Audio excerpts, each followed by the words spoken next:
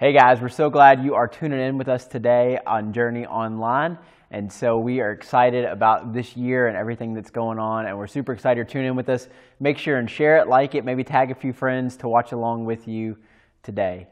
And so I want to go ahead and just kind of say that we're really excited about this year, and especially with the online thing. We're changing some things up, and things are going to get better. We know we've had some struggles over the last couple of weeks, and so things are going to get better. The audio is going to get better. The video is going to get better. And we cannot wait to engage you guys in some different ways with some of the new stuff we're going to try with the online. So make sure and keep tuning in, checking out, and staying connected to everything going on here at Journey.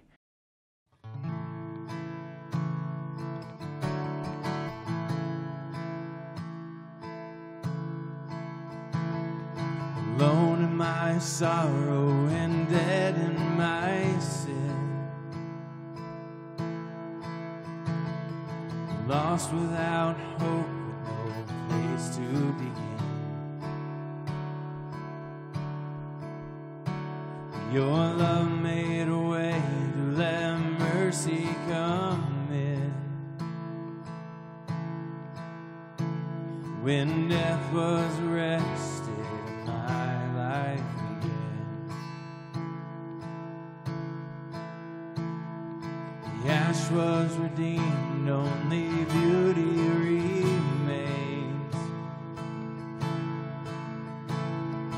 My orphan heart was given a name. My mourning grew quiet, my feet rose to dance. When death was arrested, my life began. Know your grace so free washes over me. You have made me new. Now life begins with you. Peace from my chains, I'm a prisoner no more. My shame was ransomed, he faithfully bore. He canceled my debt and he called me his friend. When death was arrested, my life began. Oh, your grace so free washes over me. You have made me new. Now life begins with you. It's your endless love pouring down on us. You have made me new. Now life begins with you.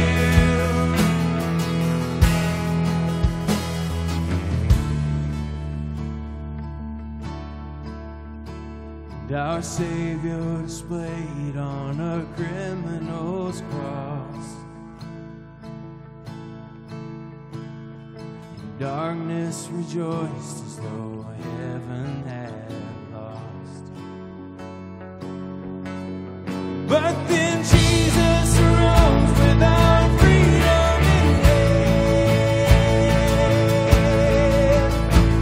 When death was arrested, my life began. That's when death was arrested, my life began. Oh, your grace so free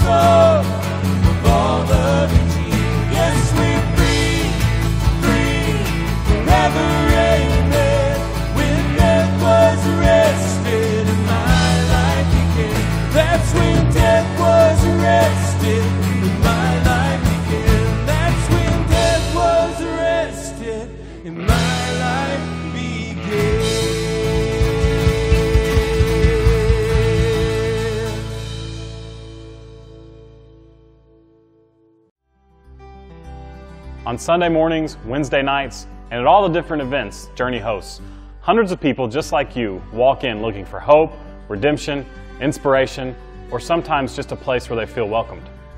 At Journey, it's never been all about the numbers.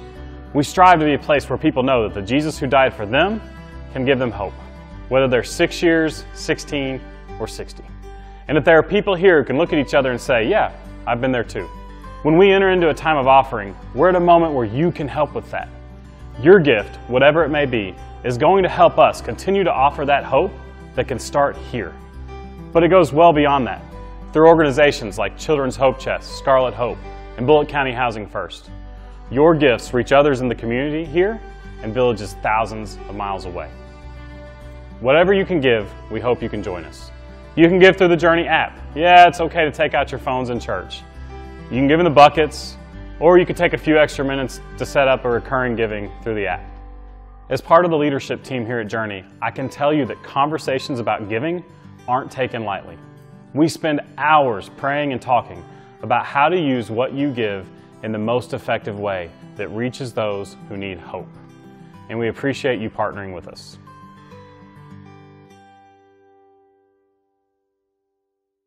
Now today we've been in this series where we're talking about kind of this idea of being a new year, and it seems like everybody wants to kind of have some goals and some things they want to do. And so this idea of a new year, a new you, and it's probably kind of the thing that everybody's doing and saying right now. But we've kind of been looking at some different angles. And today I want to talk about kind of one of my favorite things to talk about. And we've talked about this over the years a few times. And that's the idea of stories. And the idea specifically your story and about you. I mean, you know this and we've said it before, but really your life and your story is just a series of decisions that you've put together.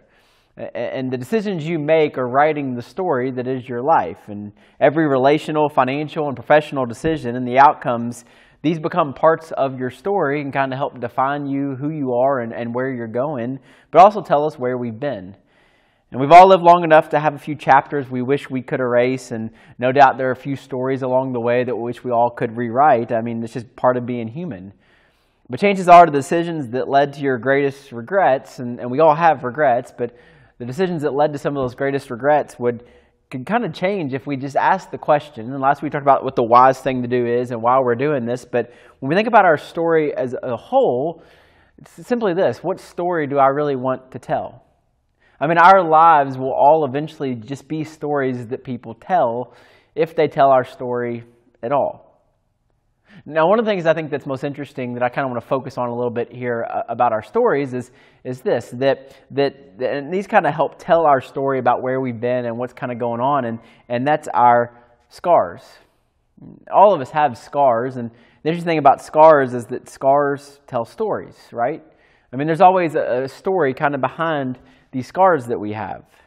And the power of this is that we all have scars, and scars tell stories, and what I've found true about stories is stories that are told in the right context and to the right people have the potential to help change people's lives. Elbert Hubbard once said, "God will not look you over for medals or degrees or diplomas, but for the scars that you have." And we think of scars, I mean, a lot of us think of physical, like actually physically things that are on our body because of surgeries or things that have happened or events in our life or things that we've overcome. But the reality is the scars aren't always physical, are they? Some are emotional, some are relational, some are spiritual. I mean, one of the things that I've seen over the several years is that a lot of us carry these spiritual scars, and a lot of that is why some of us don't go to church or don't feel comfortable go to church or still don't really go to church. It's because of things that have happened over the years. I mean, we all have past demons we must face, and there truly is a story behind every scar that we have. And some of the stories are funny. I mean, some of them are just stupid things that we've done, and it was an incident or an accident, and now we have this scar. But some are significant. And then some of them that we have are filled with shame. I mean, when we think about how we got those scars in our life, I mean, it's kind of this shameful period, or as we talked earlier, maybe a period of regret or a moment of regret. And some of them are prideful. Like we have this scar because of something we did, and so we're proud of it. And without exception, every scar serves as a reminder of the wounds that we've occurred. Now, I have some scars on my body. I've told this story before about a bike wreck that I had when I was a kid. But to be honest with you, it's not really that great of a story. But most scars have these kind of great stories behind them. And so I want to tell a story, and I've told this a while back, but I want to introduce you to somebody from my life. And this is a picture of my grandpa, and his name was Roy Willis. And so I referred to him as Grandpa Willis. Now, he was in World War II, stationed in Italy. And growing back, I remember kind of seeing this patch on his back. And so when we were kids, we knew that he had this patch on his back. And every so often throughout the day, he'd have to take his shirt off and change out the patch that was on his back. And when I was a little kid, I just kind of thought it was weird, but didn't really ask much about it. But what I found out later on was that my grandpa, when he was in World War II, he was on a mission to help break some POWs from a prison camp.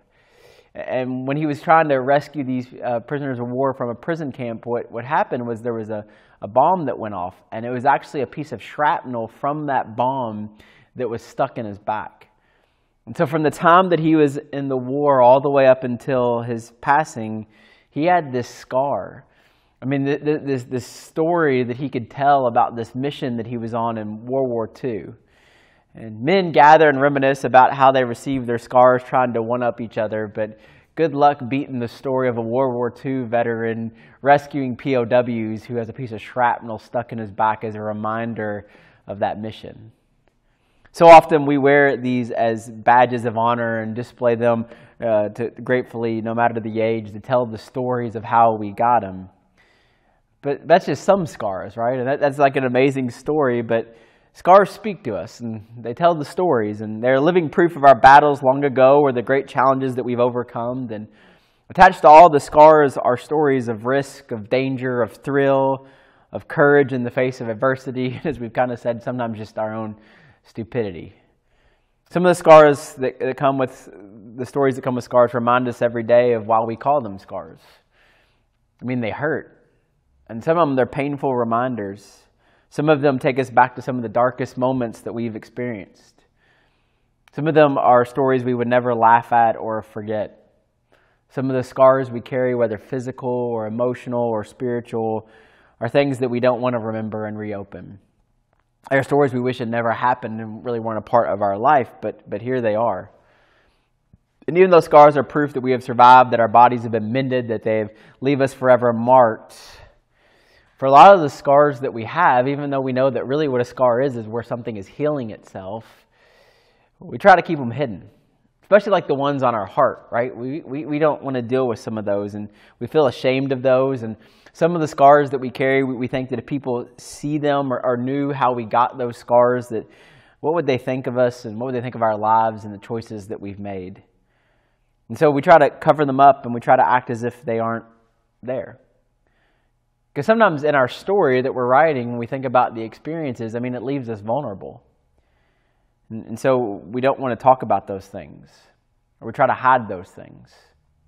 I think this is often the sentiment within the church, is that we try to cover up things because sometimes it's just hard to talk about them, or sometimes we're worried what will people think if they knew that I came from that situation, or I made those choices, or that story is a part of my life. And I think this is a wrong attitude when it comes to like church, and especially faith and what we bring to the table. And in the church, we pretend like life is great and that we have it all together and that everything is happy and shiny, but it's not, is it?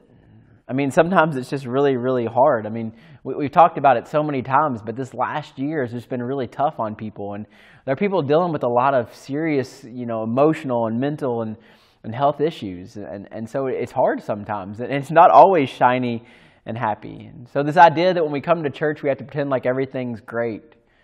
Listen, I believe that we all have hope, and we all have hope that this is not going to be forever, wherever we're going through. But sometimes it's just rough. And this idea that we have to hide these things, or that we have to pretend like these things don't exist, or especially at church that we have to pretend like everything's okay when sometimes it's not, I just don't think it's true or it's right. And let me just go and tell you about myself, and just so you know, I mean, I'm a mess. I mean, daily, weekly, I mess up. I miss the mark. There are things that I wish I got right that I get wrong. There are people, I mean, you can ask people, there are people that don't like me very much because of things I've said or things I've done or situations I haven't handled the right way. I have scars from people, but I've also done things that have scarred other people. And it's just this part of life. And before you get too judgmental or judge me based on what I just told you, I know you because you're human and you're kind of messed up too. And that's okay. I believe if there's any place we should feel comfortable kind of exposing the past and calling things what they are and being willing to be open and vulnerable, especially about some of these things that make up our story and some of these scars in our life, whether we caused them or they were things that happened to us that we're ashamed of. This should be the place where we're able to talk about it. To be able to speak of the trials that we have endured and to also realize that even though we go through all this stuff in life, that we have victory in Jesus. And there's redemption and forgiveness and wholeness and healing. And these stories, we shouldn't be ashamed of them. What we should realize is these are celebrations of what God has brought us from and what God is bringing us to and who we can become. And these stories that we tell, and so we're all writing these stories, they're proof of where we've been and what we've made it through. But I do think, and I want to hit on this for a second, I do think sometimes in the church, as Christians, sometimes what happen is we lose our relatability of being human when we hide these things. And when we're not open and honest and willing to be vulnerable. When we close ourselves off to this happy, smiley, all the time, hiding our scars, we lose connectivity to the world. I mean, because life is hard. I mean, it's the promise that's made in the Bible that in this world you will have trouble. And so sometimes we have to be willing, as we realize we're writing this story, we have to be open and willing to share and to talk and to say. Because the reality is whatever you've gone through, there's other people going through it. And they may need your vulnerability. They may need your willingness to share to help them get through it. And so when you think about your story, what story do you want to tell? But you also got to be real. I mean, how much do we lose when we're endlessly comparing, engaging ourselves to other people and not embracing the life we have, but wishing we had someone else's life? Because the reality is you don't. This is your life. What if we were honest? And what if we owned us?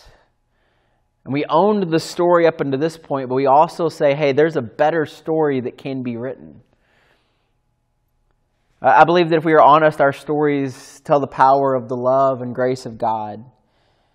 And more than anything, I think the stories that we were able to tell point people in the right direction and offer hope to show that we've overcome these things. And yeah, it's a scar, but scars are really wounds that are healing or have healed.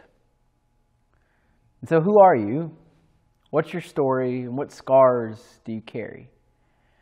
There's this one guy from the Bible who we see in his story that for the rest of his life after this encounter that he has, he walks around with a scar. It's a limp. It's an injury from an event in his life. And we've talked about this guy before. It's a guy named Jacob. And at the point we find Jacob in this part of the story, he's isolated himself from others, partly because of the choices he's made, and he's alone in this moment.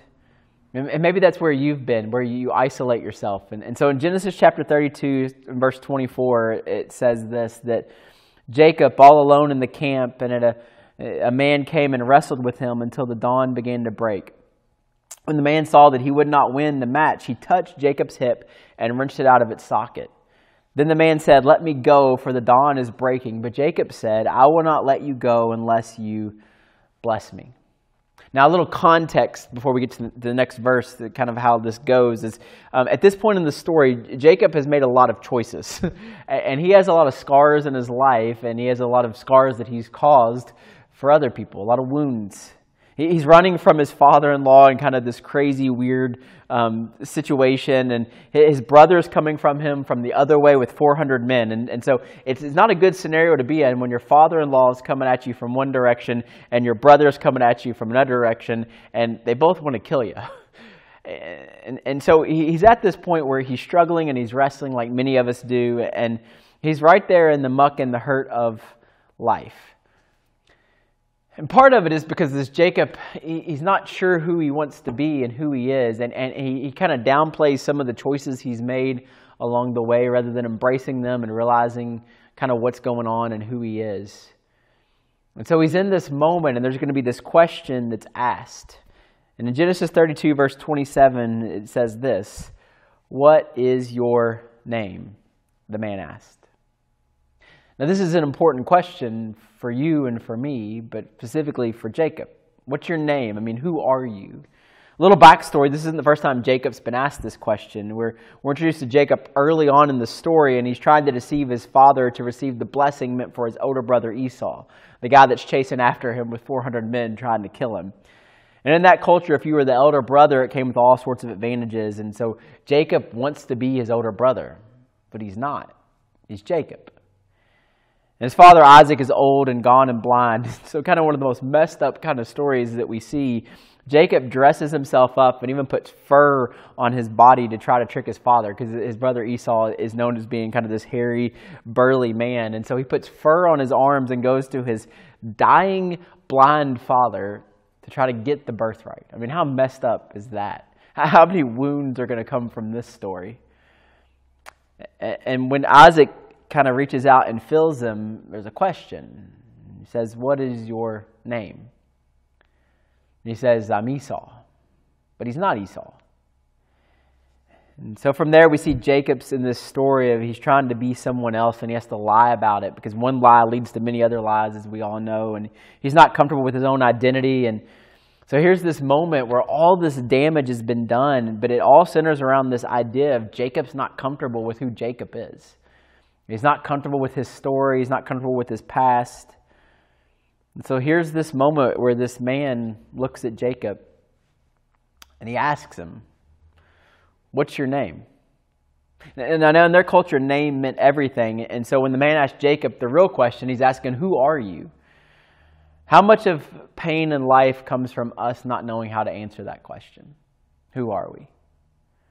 Trying to be someone we're not, trying to live up to what someone else wants to be, trying to pretend like our past isn't our past, not understanding who we really are. I mean, how much pain in life comes from that?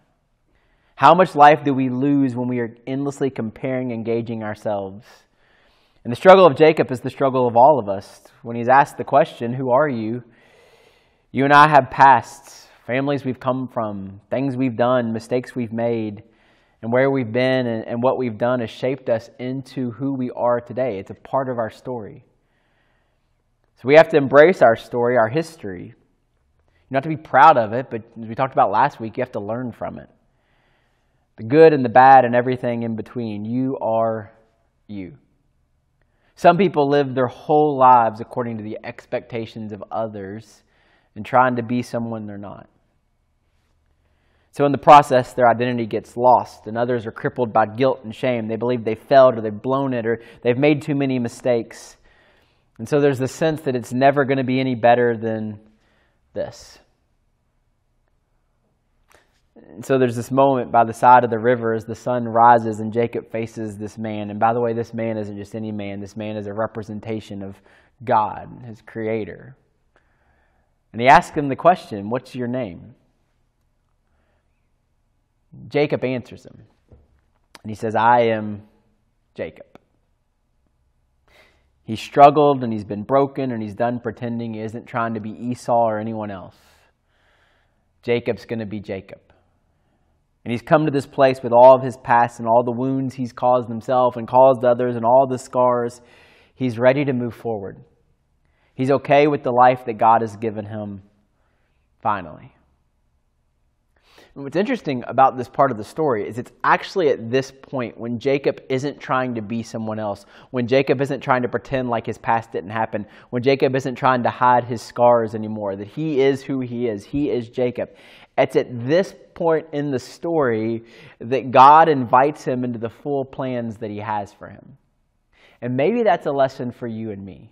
It's at the point of the story when we fully embrace where we are, the story that we're writing, the story that's been written, all of the wounds, all of the scars. Maybe that's the point of the story where God says, "All right, let's go." There's a lot of work to be done, and there was a lot of work for Jacob to do, but it came to the point where he had to be honest and real with who he was and everything that had led to that point. And in that moment, God looks at Jacob and he says, "You aren't Jacob anymore." No, your name will be Israel. Like the Israel. Like that's a big deal. And by the way, the name Israel means those that wrestle with God, which is incredibly comforting to me, that when God chooses to name the organizer of his people, but then also his people, it's this reality that this is going to be hard, and we're going to wrestle with these things, and we're going to struggle through these things. And Jacob's name would forever be changed, and he would have a scar. He would walk with a limp, but the story that scar could tell, and the impact that story would have over generations of people. That he was broken, as we all are, but that God can take broken things and make them beautiful again, and a beautiful part of the story, the bigger story that he's telling. And that's a story worth retelling. Now, years after the story of Jacob, there's another story. But it's deeply connected to this understanding of Jacob and who he was and what becomes of him, and this bigger truth of us realizing who we are and what God can do through us and with us. And in this story, it's the story of a guy named Jesus, right? And it's right after he's been crucified and his resurrection. And he meets with his disciples on a few different occasions after this. And what's interesting is when we see a resurrected Jesus, and we always downplay this, but it's true. This is unusual. They see a guy they watch die, and now he's there. And so there's a little bit of disbelief and some doubt and some confusion. But here is Jesus among his friends. And there's this part in the story where we see that Jesus is in his resurrected body. And so one of the things we believe in our faith is that once this is all said and done and God does what he's going to do, that we're going to be resurrected and it's going to be the way things are supposed to be. There won't be any more sickness or death or any of those things. That all of the scars will be gone. And it will be as it was intended to be. But here's Jesus in his resurrected body, which means that he's in the state of this new being. He's in the state of everything as it should be. Except for one thing. He kept his scars. He kept his wounds. And he looks at these guys and he asks them to touch them. Jesus in his resurrected body in a state in which at first they don't even recognize him because he's in this new... But there's still the wounds. And there's still the scars. Because scars tell stories. And what a story those scars tell. And so here's the thing.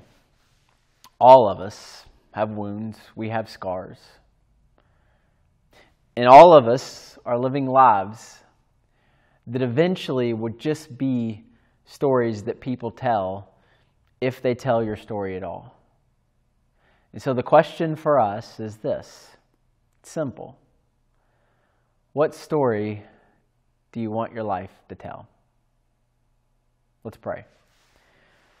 Father God, we love you. We thank you. And God, I pray that all of us realize that we are a part of a story. Not only this grander, bigger story that's the story of you, but each of us as individuals, we're living our lives, and that comes with all kinds of challenges and things. And God, we all have scars that we have in our life, wounds that we've caused ourselves, wounds that we've caused others that lead up to this, God. But in this great story, there's this part where you yourself, through Jesus, are scarred and wounded. And those scars tell a story of your love for us, the grace that's offered to us and the redemption that we can have. God, they tell a story of a better us, a better hope for all of us, a better humanity, a better world. And they tell an amazing story. And so God, may we always remember, like Jacob, that it's at this moment where we come to the realization of being honest and true to ourselves and true to who you're wanting us to become, God, that then and in those moments is when you can take these broken and wounded things in our life and turn them into beautiful stories that have this redemptive pattern that have not only hope for us but also hope for others. And so God, as we think about our life and the story that we're writing, that it's a part of the bigger story of you, help us to make choices and decisions that will help us tell the story that we want to tell.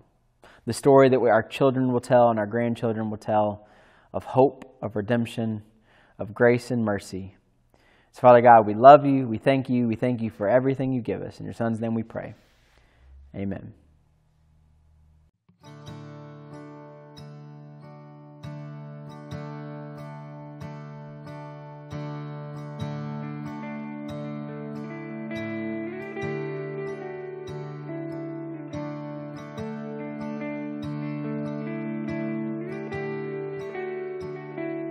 In the darkness we were waiting, without hope, without light, till from heaven you came running. There was mercy in your eyes to fulfill the law and prophets. To a virgin came the word, from a throne of endless glory to a cradle in the dirt.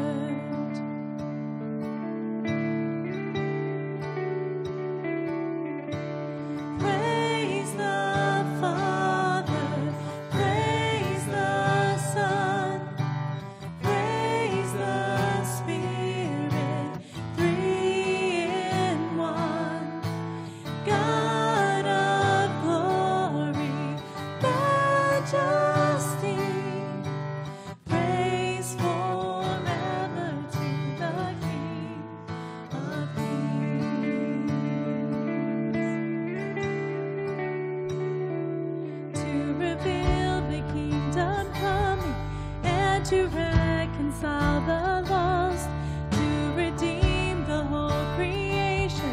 You did not despise the cross, or even in your suffering, you saw to the other side.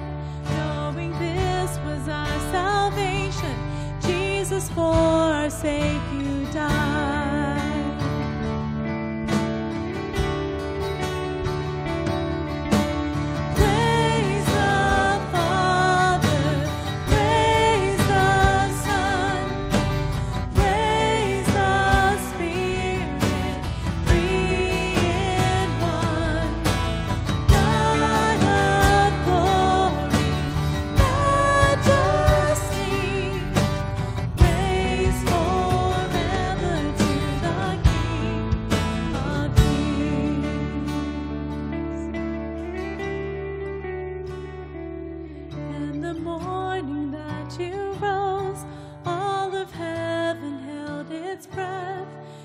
The stone was moved for good, and the Lamb had conquered death, and the dead rose from their tomb, and the angels stood in awe, for the souls of all who come to the Father are restored, and the Church of Christ was born when the Spirit lit the flame. Now the gospel truth of old shall not kneel, shall not faint. By his blood and in his name, in his freedom I am free. For the love of Jesus Christ, who has resurrected me.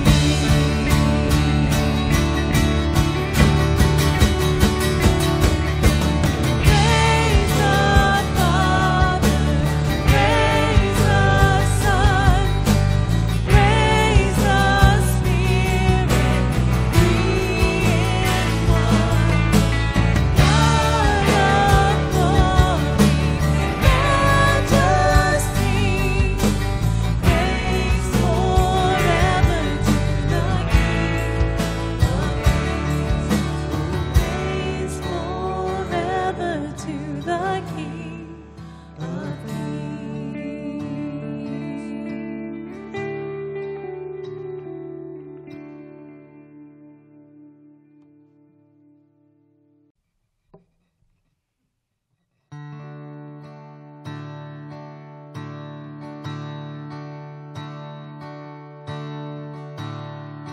Your love is devoted, like a ring of solid gold, like a vow that is tested, like a covenant of old. Your love is enduring through the winter rain, and beyond the horizon.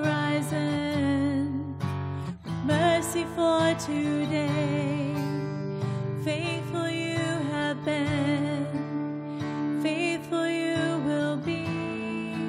You pledge yourself to me, and that's why I sing. Your praise will ever be on my lips, ever be on my lips. Your praise will ever be on my lips, ever be on my lips. Your praise will ever be on my lips, ever be on my lips. Your praise will ever be on my lips, ever be on my lips.